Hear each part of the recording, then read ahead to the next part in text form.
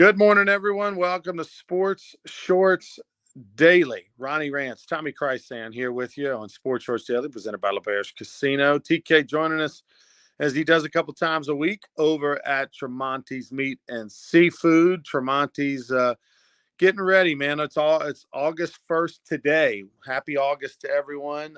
Getting ready for football season. It is about a month away, literally a month away, for LSU football to start their season against USC in Vegas. Mike Tremonti and the gang over there will be the masters of the tailgate, getting all those meats and everything ready for all the cookouts and the tailgate parties and everything are going to take place starting September 1 through Saints and LSU and Southern and everything else. Stop by Tremonti's where TK is right now. Special thanks, shout out to Mike and the gang for all the great food all year long at the Rougarou games, the Tremonti's burgers, which secret ingredient, don't tell them I told you, might have a little brisket in it, might have a little brisket in their burgers, grounded in there. Also, all the hot dogs, all the pulled pork, all the great food over there, the Rougarou sausage. So we appreciate them all season long for being a great sponsor and supporter of the Rougarou. Today, also, Louisiana Sports Hall of Fame presents Sports Shorts Daily. TK rocking his Hall of Fame polo right there. All right, today, a lot to get to. The Olympics are in full swing. There is a giant controversy about two men fighting as women in the boxing division. Unbelievable. We'll talk about that, although a lot of great things to talk about. The United States, of course, a couple days ago, win the women's all-around team title in gymnastics. Simone Biles back doing her thing in a big way. But the controversy involving two dudes fighting as women in boxing is just takes the cake. I mean, of all the controversies, the artistry part, with the opening ceremonies, and some say, the creators of the Olympics said, hey, we're representing Bacchus and the Greek gods, and then we've got others that are offended that are saying no, it's making fun of Christianity and the Last Supper. All that pales in comparison to two men fighting as women in boxing. We'll get to that in a minute.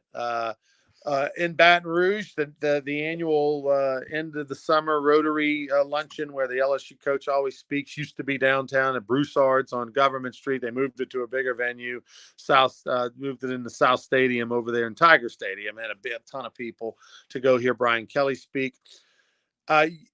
The biggest takeaway, I mean, you're not going to get anything from coaches these days. They don't insult the opponent. They don't really give you any insight. Everything's great. Everything's wonderful. Everybody's going to be awesome. The biggest takeaway was what from Brian Kelly's talk yesterday at the Rotary, Tommy? Well, he's all about the defense. The questions on the line in the secondary. He said even the police who escorted him in asked him hey, what about the defense? That's just the question. He addressed it. Guys, he said, have learned to play positions now that better than they maybe did last year, and having the new defensive coaches that are on board with Blake Baker and the others. I mean, he didn't say we can't be worse, but you kind of could read between the lines we're thinking we're going to be better, and they got to be. I think offense is going to be fine for LSU.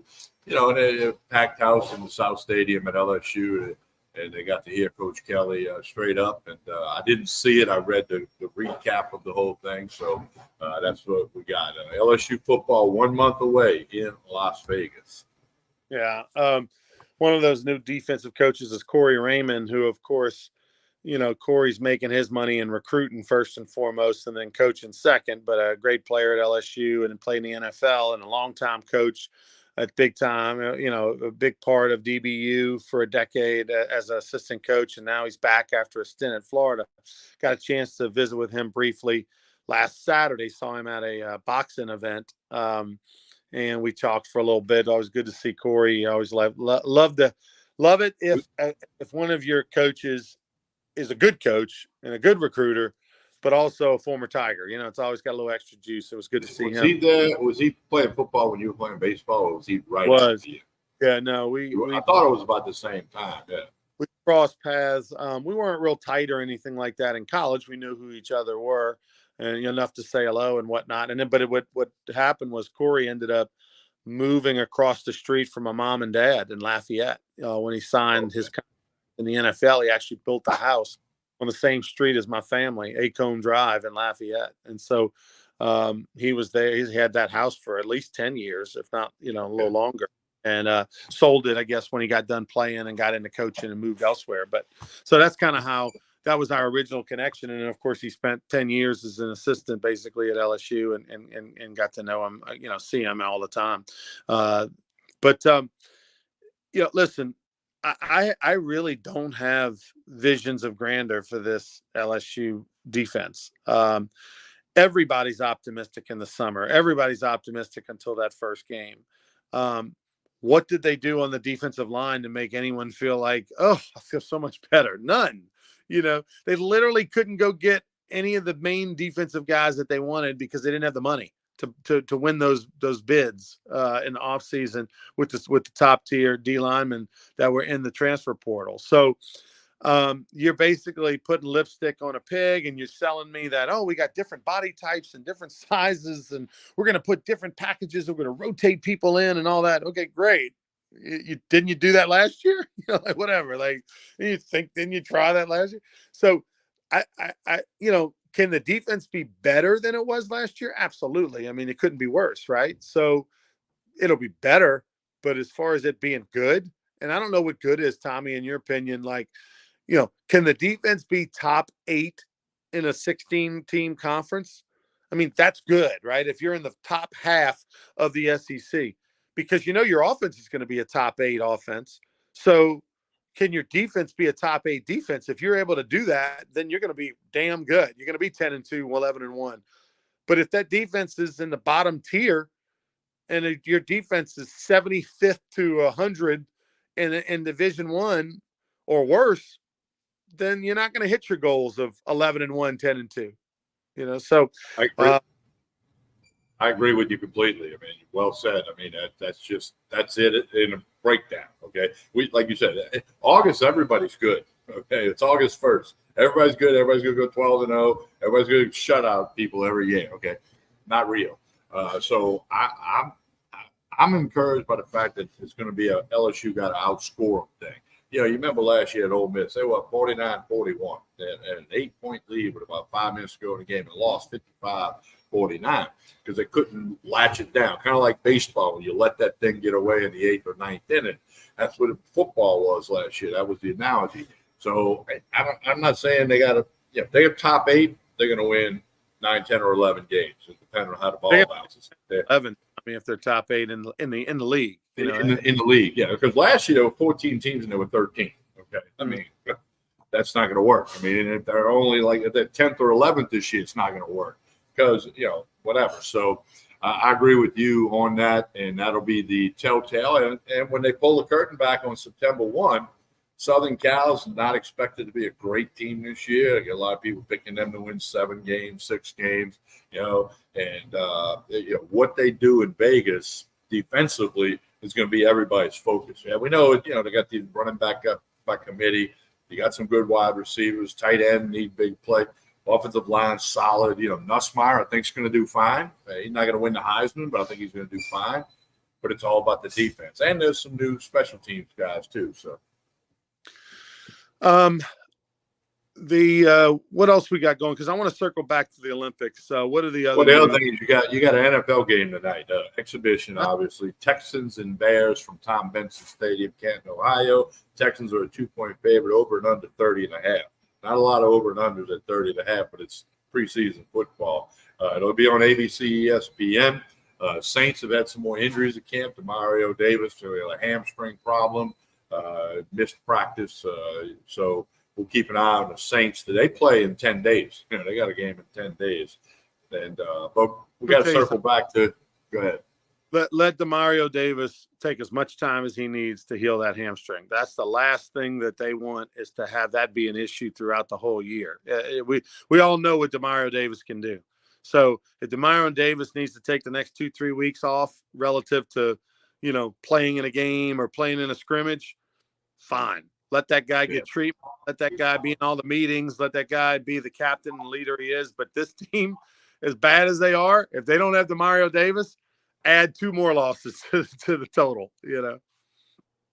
Yeah, I agree completely. When I saw that, I went, "That's not one you wanted to see," So, but I agree with you. Let him heal. Don't worry about preseason games. Aaron Rodgers is not going to play preseason for the Jets. I mean, there's a lot of, coaching decisions about players all wanting to just be ready for the real games. 17 of them. You don't need these 3 preseason games if you're Demario Davis. Um, I also want to mention this. Ed Daniels. We talked about this Saturday on Sports Shorts Radio. Ed Daniels, the longtime broadcaster of WGNO in New Orleans, 67 years old or 68. I think we figured out. Just turned 67. Wonderful guy, friend of both of ours. We both worked and have had a lot of history with him over the years, and of course suffered a heart attack on Friday in California on vacation with his wife. Still in the hospital, still unconscious, intubated, all that kind of stuff. And there was a rosary yesterday at a church in Metairie. Hundreds and hundreds of people, even a couple thousand maybe or something. They said, I don't know. It was a bunch of people showed up. And the long story short is, say a prayer. If you're someone who prays, send one up for Ed Daniels, because, wonderful human being. Nobody was better in the state of Louisiana at their job than he is as a sports broadcaster going back, 40 years. And he's battling for his life, just straight up. And it does not look good. So he's going to need all the prayers and support. And it's odd that the timing of it all with the start of camp is just so sad. Well, his closest friend in the world is Ken Trahan. And Ken was unable to do his show last Friday and Saturday. He was too emotional. The Saturday show also has Ed on it, their Saturday morning show.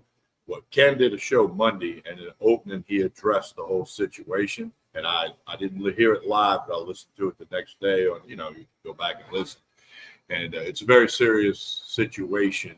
And they're keeping a lot of things private. That's the wish of Ed's wife and his family at this point in time. It's a very, very serious situation, and the outcome is unknown. I'm paraphrasing the words of Ken Trahan, who I'm sure I spoke to Ed's wife, Robin, on a daily basis, if not more than once a day. Yeah, it is a little surprising, I will say, Tommy, that the family is keeping the details so private, considering Ed was in a public position, for 40 years on TV, and a guy who he would be if this had happened to, the coach of the Saints, he would be probably doing reports daily from the lobby of the hospital or something, or right out in front of the hospital. So it's a little bit surprising that they are, because you're not getting anything other than, you're not getting anything. I mean, you're not getting a status report. You're not getting exactly what happened. We do know that it doesn't look good, and it's very unlikely that Ed pulls through on this even. But it's surprising we're not getting more information, and but hey, to each his own. I want to go back to the Olympics for a minute. It just blows my mind. And you mentioned this the other day when we were on Sports Shorts Daily on Monday, that you're not a big fan of the Olympics because of all the politics and all the stuff that happens off the field, and the coverage being off the courts or off the track or whatever, versus more about the athletes and what they do. You have watched some Olympics since Monday, you told me. Tell us what you've watched and your reaction to the actual sport of it all. I watched some swimming. I watched Katie Ledecky win another gold medal. I watched a little bit of the boxing because of the controversy there, which we'll get to in a minute. I'm going to watch Mondo Duplantis pole vault later today and tomorrow. I've seen a little bit of the basketball. The 3-on-3 is not going good. Men and women, 3-on-3 USA, both 0-2. I know the men's basketball team, they had that close game in that exhibition game against South Sudan. Well, they didn't cover a 28-point spread, but they won by 17 yesterday. So I think they're going to win the gold medal. And the women's team's probably going to win the gold medal in basketball, too. They haven't lost in like 50-something Olympic games, the women. So, but as I said Monday, all the peripheral stuff is turning me, away from having the energy. Say, when I get home, I'm flipping on the Olympics. So, I'm stuck in traffic. Let me do a quick update on the medal count, which I know the medal count USA is winning. They don't have the most goals, but they have the most total medals. So But the controversy, the biggest thing this morning that happened, and then you got the men's golf. I watched a very little bit of the men's golf round ones today. You can get all that on Peacock.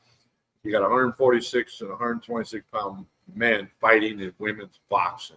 And 46 seconds today. It took for what was supposed to be 3 minutes, 3 rounds, 3 minutes.